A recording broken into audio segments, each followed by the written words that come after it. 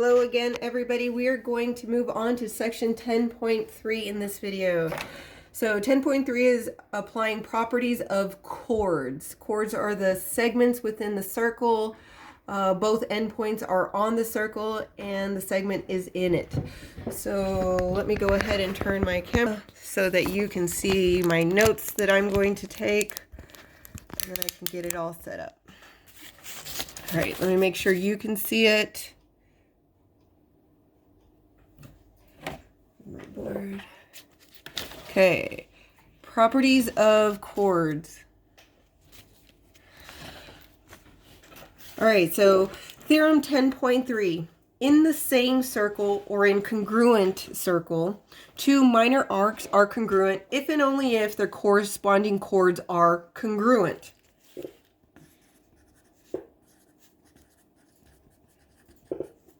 All that means that if this chord BA or AB is congruent to this chord CD, that means their corresponding arcs are also congruent. That means arc AB or BA is congruent to arc CD.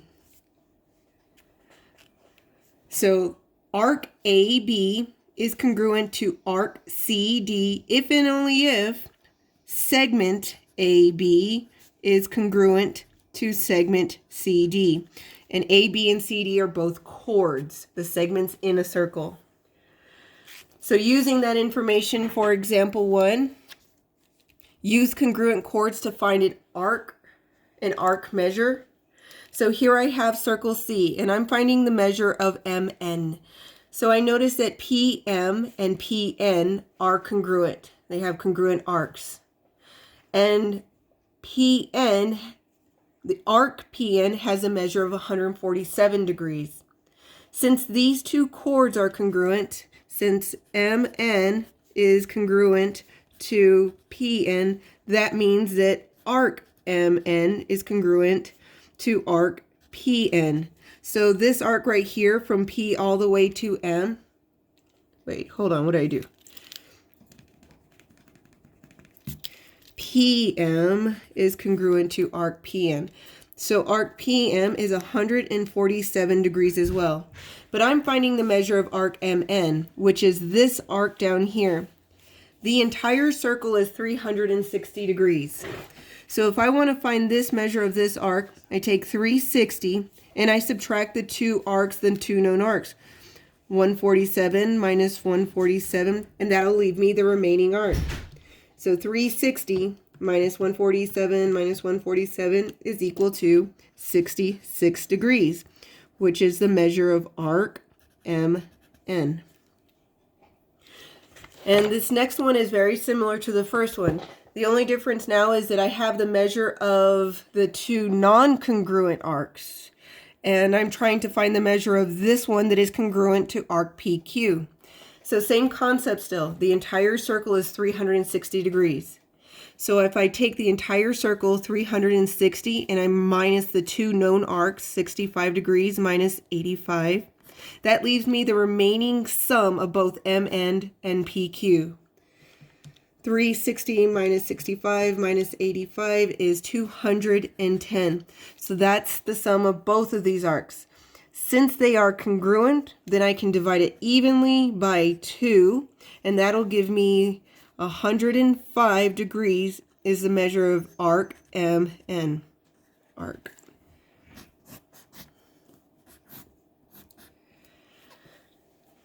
All right, on to the next theorem. If one chord is perpendicular bisector of another chord, then the first chord is the diameter. If segment QS is a perpendicular bisector of segment TR, then segment QS is the diameter. So there are three things in both of these that you're going to know. So if you know the first two are true, the third will follow that you can assume is also true.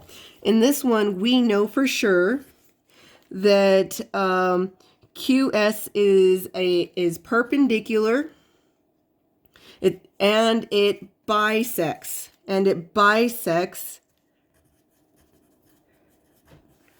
TR.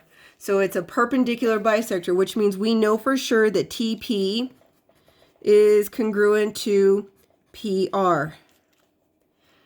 And that QS and TR meet at a 90-degree angle. So then the third that you can assume true that follows knowing that these two are true is that QS is the diameter.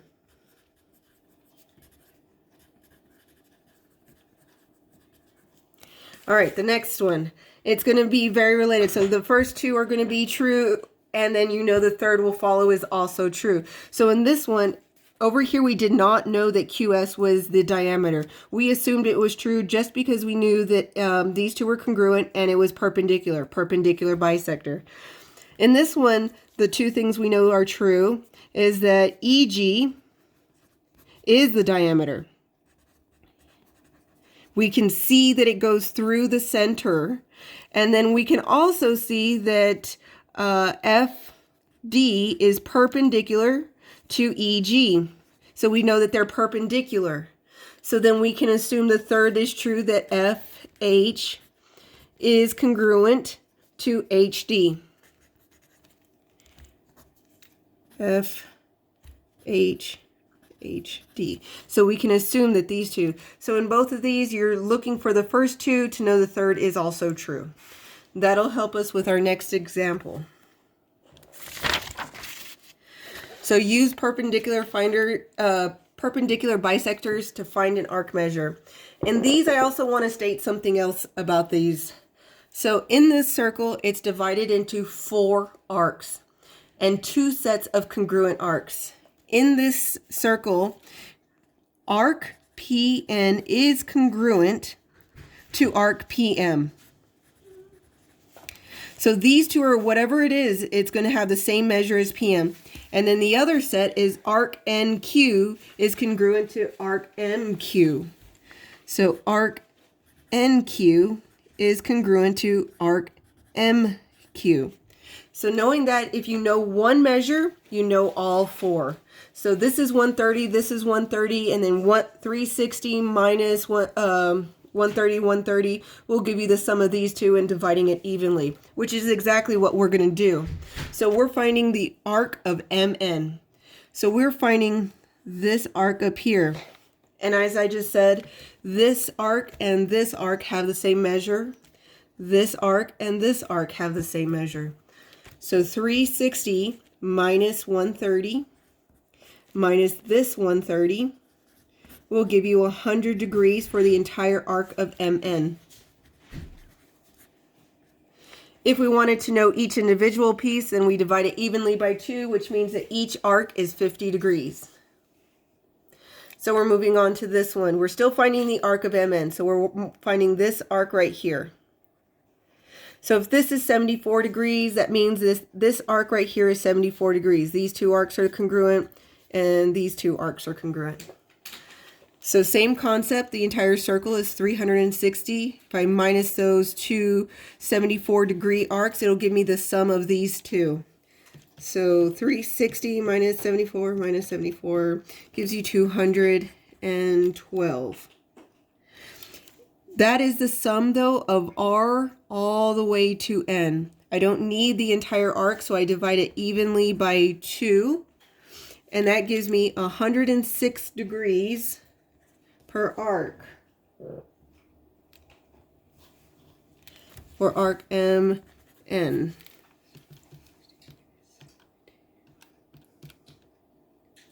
All right, so that is 106. So the next one is we are going to use the diameter. So the first one was about the arcs. Now we're going to use the diameter for this one. So in the diagram of circle E, use the diagram of circle E to find the length of BD.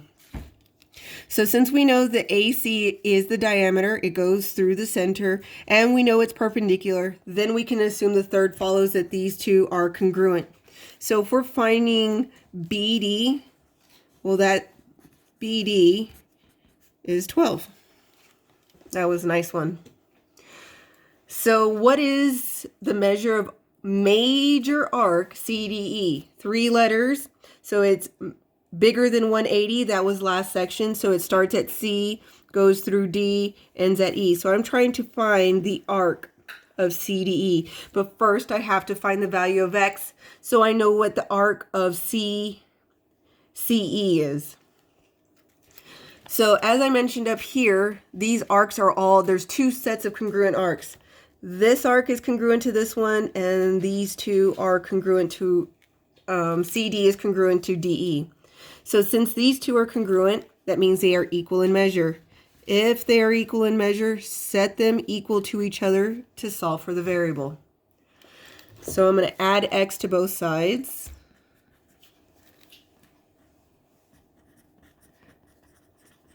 And 80 divided by 5 is 16. So divide by 5 on both sides. X is equal to 16. That's just the first part. I'm not trying to find the value of X. I'm trying to find the major arc of CDE. So I can take 16 and plug it back in. 4 times 16 is 64. So this arc is 64, but so is this arc is 64. So if I want to know the rest of the arc, 360 is the entire circle, minus those two 64-degree arcs will leave me the remaining measure of major arc CDE, which is 232 degrees.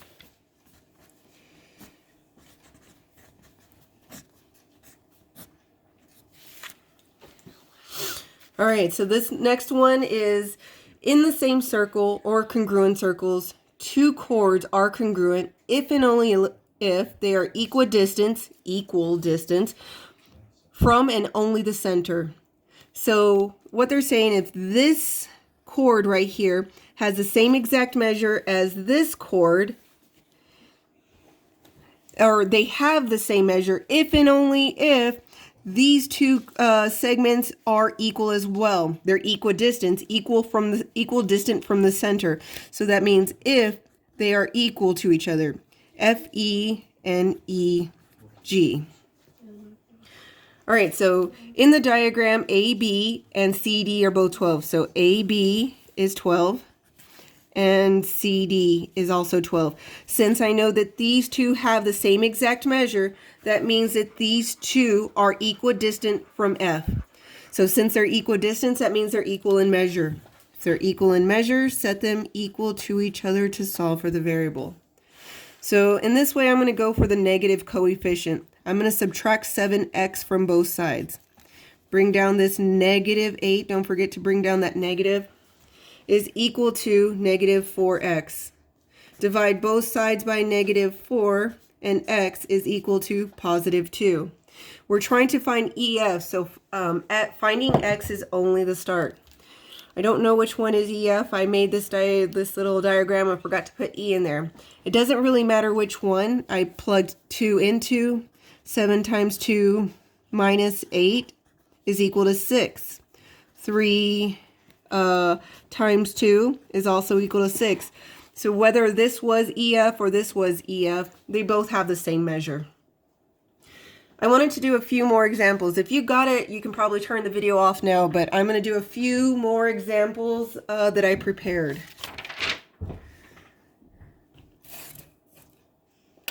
So in these, I'm going to find, and let me zoom out a little bit. I'm going to find the measure of the red arc. So in this diagram, I have two congruent chords. This chord is congruent to this chord. I also have two central angles. So I have this angle right here and this angle right here. So this angle opens up to 75 degrees and these two are congruent. That means that this arc right here is also 75 degrees, and which means that this one is also 75 degrees. So I knew that by both the central angle and knowing that the central angle ended at E and D, and this chord was congruent to this chord, which means that that was also 75 degrees. This next example, I'm trying to find the measure of the red arc. So this is similar to the first few examples I did. So I noticed first that this arc right here has a measure of 128 degrees. this chord and this chord both have a measure of 34 degrees.